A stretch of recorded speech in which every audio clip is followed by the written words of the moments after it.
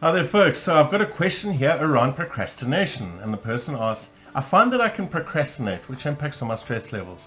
Have you got any tips to help stop this procrastination? Yes, I do, because I personally can turn procrastination into an art form. It's all about tricking the brain. So let's understand what is happening. Within our subconscious brain, there's a broad equation. Let's avoid the pain and let's go towards the pleasure. And the sooner we can get to that pleasure, the better. Now, when we procrastinate, what may be happening is we might find ourselves dealing with a task or a challenge that is overwhelming.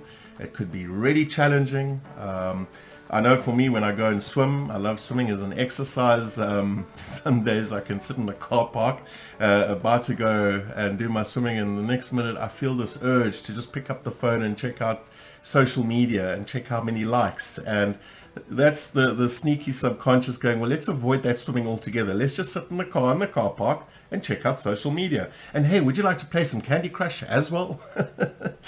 So our brain will trick us into these silly distractions and put off really important things. And this is what we call procrastination, because it doesn't like the pain. So how do we trick our brain to start doing those tasks, to get on with the exercise? First of all, I energize myself. I go, what would the future Colin be grateful for that I do right now?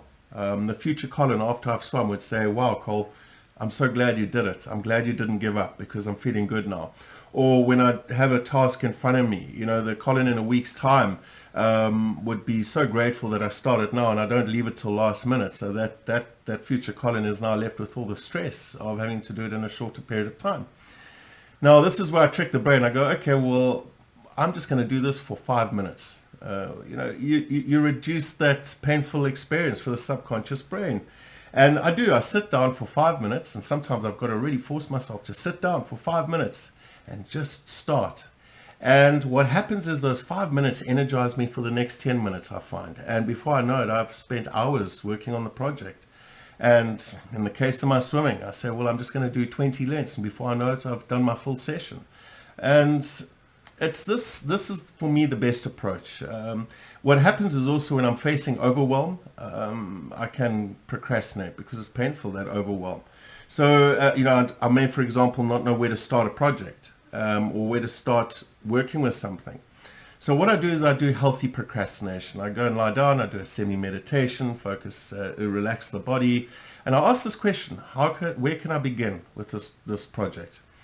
And I just let my thoughts come and go in my mind, and because I'm relaxed, my brain's more open to receiving ideas. Normally something goes clunk, and then I after 30 minutes I get up, I'm more energized. Again, I say, I'm just going to do this for 5 minutes, sit down, and before I know it, I've started making headway. After those 10 minutes, 15 minutes, 30 minutes, I'm going, oh, now I see it coming together. And then I'm more energized to either continue with it the next day or finish it off on that day, as the case may be. So these are some ideas. If you have any other ideas around how you stop procrastination, please share with us. And yes, please keep on sending those questions in to connect@dgt.co.za. And I look forward to seeing you shortly. And until then, take care and stay aware.